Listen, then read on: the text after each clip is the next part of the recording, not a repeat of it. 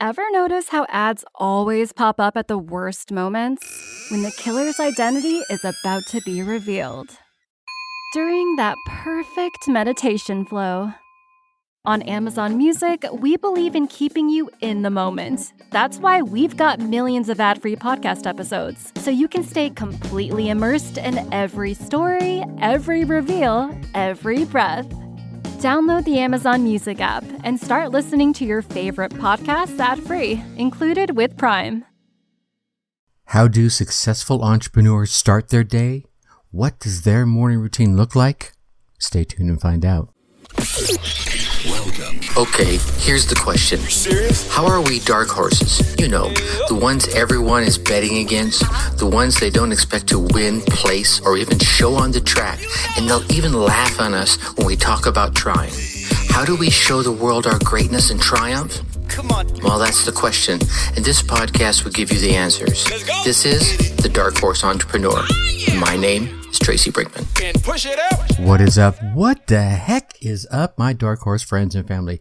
Welcome back to your daily dose of successful morning routine learning. I'm your Dark Horse host, Tracy Brinkman, and you? Well, that, my friend, is infinitely more important. You are a driven entrepreneur or one in the making. Either way, you're here because you're ready to start, restart, kickstart, or just start leveling up with some great marketing, personal, or business tips and results in order to build that beautiful business of yours into the empire it absolutely deserves to be. That's why I'm here coming to you with another Daily Success episode right from the Dark Horse HQ as we dive deep into success with actionable advice, tips, and steps designed to help you level up your game, because as we already know, you know I'm going, there are no shortcuts to success except for taking those little steps towards your goal every single day. Now, little step, you know the step I'm going to ask you to do, right? I know you're getting value from the show, right?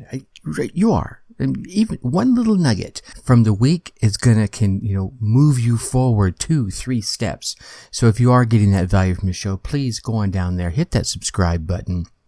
Leave us a 5-star rating. Leave us some kind words in the review, maybe what it is that you found value in and what you'd find even more value in, because trust me, I read every one of the comments and I certainly incorporate them into the show. These subscribes, ratings, and reviews, they tell those podcast platforms out there to lift us up a little bit in the rankings so that we can reach more driven entrepreneurs just like yourself. So if you're getting that value, do me a favor, take a moment, show the love, and help spread the word, and tell other entrepreneurs out there, right, about the show. Don't keep all this entrepreneurial GOLD all to yourself, right? All right. I appreciate you. Thanks so much. You think about all the sayings that we hear out there, right? The ends justify the means. It's not where you start, it's where you finish. And sometimes there's probably a moniker of truth in them. I'm not a big fan of the ends justify the means. People are usually saying that when they've done something they're not quite proud of to get to where they are or to get the result they're looking for. But I think it's not where you start, it's where you finish can be true in the case of, hey, you can start from meager means to work your way up to where you want to be. But I think it doesn't quite fit in the sense of where you start matters as you're going along your entrepreneurial path, right? Every single day you're starting, right? And any successful entrepreneur will tell you that they weren't born successful, right? So that's the, hey, where I started doesn't really matter. But when it comes to working their way up, they've had to bust buns to get there. Very few of them have made it there by luck. It was all about the choices that they made and the actions that they took and how they grinded away day after day and believing in themselves and going after their dreams. And if you want to be the best, you got to learn from the best. And if you want to be better, it's probably a better phrase for me. It's one I tend to believe in more. If I want to be better, I have to learn from those that are doing better than I. Doesn't mean they're better than me, but in this field, in this area, in this particular zone of genius, they're ahead of me. And so I want to learn from them. And one of the things I have learned is I've studied so many successful men and women across the ages is if you want to end strong, you're gonna have to start out strong. And that's where we hear so much about morning routines. And I learned about morning routines back in the 90s. And I can tell you with certainty that when you have a good, solid morning routine, it really has a huge impact on your day. So I want to go through a few examples. Don't just listen to the ramblings of the bearded Tracy Brinkman. I'm going to give you some examples of some very successful men and women and how their morning routines impact them. And the first one, I didn't learn specifically from her, but it's actually some of the things that she does. I actually do too. And it's Oprah Winfrey. And we all know the name, right? Whether you like her or not, she has gone from meager beginnings through her journalistic career to creating a media empire and beyond.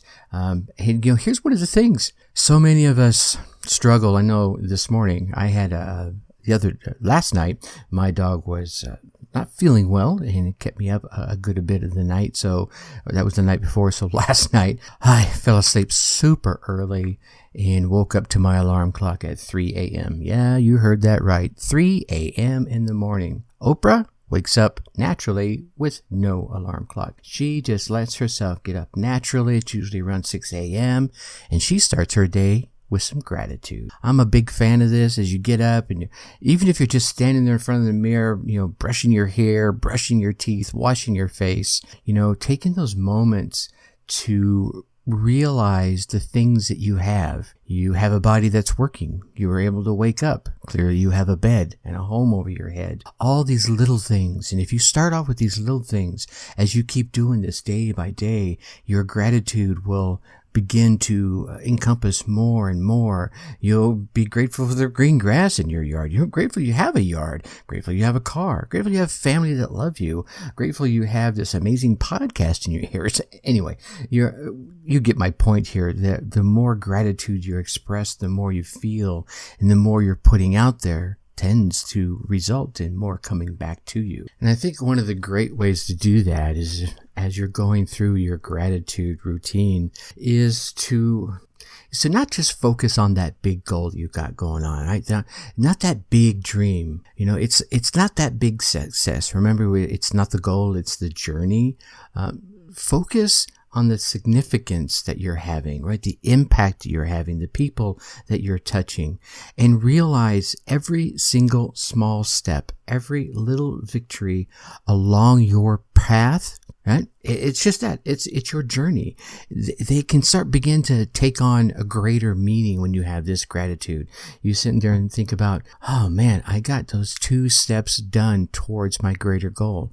Be grateful that you got those 2 steps done. You are now 2 steps closer towards your goal and the impact that you can have on yourself, your loved ones, and your tribe. Now let's move on to the former CEO of InfoSpace, Naveen Jain, right? Now, he looks at business like war. And if you're going to prepare for war, you need to prepare for your mind, your body, and your soul. Now, here's another one. Gets up dark 30 in the morning. He's a little bit behind me. He's getting up at between 4:30 and 5, right? Still early in the morning, rolls out of bed, takes 15 minutes or so to take care of his mind, then starts catching up on some news, emails, whatever media he tends to consume. Then he drops in a little workout. Now he's taking care of that body, and he does a little meditation after that. So now he's taking care of the mind, the body, and the soul. And I was reading up on him. One of the things I found very interesting, he's like, if you want to be a successful person, your answer is simple. You need to go out there, you need to solve a big problem. If you want to be a billionaire, you need to get out there and solve a $10 billion problem. Not a $1 billion problem, because that would just make you a millionaire, right? Don't solve $1 million problem. So that's only going to earn you maybe $100,000, which, hey, for a lot of people, that's a lot of money. But if you want to be a billionaire and you're shooting for the moon, you better create 10x solution towards what it is you want to receive in return. Put out 10 times more value than what it is you want to receive. Heck, just keep putting out 10x value anyway, and you're going to receive probably way more than you imagine. Now, I think one of the other great things when it comes to routines is reading. I've actually done a lot of my shifting of reading to Audible. So I still do a lot of reading. You've heard me mention this on this show before, is you want to get out there and you want to spend some time every single day, like Warren Buffett, right? The Oracle of Omaha, the man himself, always ranking in the top on the list of the top millionaires. He's always ranking high in there somewhere. But he keeps his life very simple. And one of the things he likes to do, and he spends 80% of his time doing it, is reading. If you ask Warren Buffett how you get smart, he says you should spend, every day reading 500 pages on what it is you want to build your core knowledge base on. I don't know if I can do 500 pages a day, but certainly getting up and reading something in your industry, in your expertise, about your tribe every single day is going to keep building your core set of knowledge. Heck, if you're sitting there, if you're like me, you enjoy a good Netflix and binge opportunity, take a half hour, an hour of that, grab a book, and read for that hour. Here's what's going to happen. You're going to get so engrossed. You're going to enjoy what you're reading so much. You're going to keep reading it. And the next day, or maybe a week later, heck, it might be a month later, someone's going to ask you a question about your core knowledge, and you're going to be able to tap all that new knowledge that you have been reading recently and share your expertise via the expertise of those you're reading. And here's a really cool bonus that I have found from doing all this reading. And first off, you're going to be reading about things you're passionate about. But let's say today you read a chapter on topic A, and then tomorrow you read another chapter from someone else, and maybe a week later you read another chapter from someone else. Now you've got 3 different points of views, maybe on similar topics, maybe on like topics, maybe on completely unrelated topics, but these will help you begin to generate new ideas inside your head, like, wow, if this works over here and that works over there and this works over in that area, what if I combined A, B, and C in my area of expertise and put them together, because I know these pieces from each one of these could be very impactful. Now you've taken totally unrelated content and created a whole new idea. Keep reading, my friend. All right, so let's shift to the lawyer arena. Renee Fishman. And she's all about, again, taking care of that mind and body. Are we feeling a trend here? She's rolling out in the morning. She's going to, without touching her phone or reading a book, she's going to hit the gym. She's going to bust right into that workout. And that workout could be, usually it's, an hour, hour and a half, but she's had them go as long as 3 hours, as short as 15 minutes. You can be flexible with these things, right? Every day is not the same. You can have your morning routine, but sometimes you need to flex it because of schedules. But the thing is, after she's done with her workout, she'll roll into some meditation that she always incorporates after her fitness routine. Then when she heads back home, off go all the audio and video devices. This way she can sit down and she can think through the day ahead of her, analyze what it is she needs to do, prioritize and strategize the things that she needs to go into battle with. And I say battle because she's a lawyer, so I can imagine there's a few confrontational moments in there. But this is another great piece of any morning routine. I think morning routines definitely need to be focused on the physical, right? The mental, the spiritual, and then you want to start looking at, the actions of the day. And you heard me mention earlier this week, the top 10, and that is broken down into the top 5 tasks that you need to get done today. What are the top 5 most important tasks that you need to get done today? That when at the end of the day, if you can look at that list and say, yeah, I rocked it. Not only did I get those 5 done, but I got 3 more on top of that. What the hell is up with me today? I was on fire, right? Then write down your top 5 goals. And I'm not talking about your top 5 goals for the day. Just listen to the phrase, what are my top 5 goals? And then as you write those down, you can periodically, once a week, once a month, every couple of months, flip back through wherever you're writing these down in your journal, in your diary, in your date planner, individual sheets of paper, and flip through them and see which of your goals fall in and fall out and which ones remain consistent. Those ones that remain in there consistently, yeah, you can probably bet with under no uncertain terms, those are your true calling. Now, I've got to lean into the man who got me started on this many, many moons ago, and not him directly. I don't know him, unfortunately, but through his programs, Tony Robbins taught me many, many benefits about a morning routine. And I started my morning routine much like his, from his teachings, where you're doing that, that a few minutes of breath work, right? And a few minutes of gratitude, and then a few minutes of imagining me accomplishing my top 3 goals. And to imagine that, I had to have written them down, right? Now I've grown that to the top 5, but this is a quick little routine that you can bang out in about 15 minutes, right? You got, let's say, 1 minute of the breath work, 3 minutes of the slow breathing and the gratefulness that we talked about earlier, 3 minutes of creating this experience that connects everything that's going on in your head to the rest of your body, right? Low woo-woo, follow me here. And then 3 minutes of focus and imagining of what it would feel like to accomplish today's top 3 goals. That's 10 minutes right there. So if you do these for an extra minute, you've got that all banged out 15 minutes.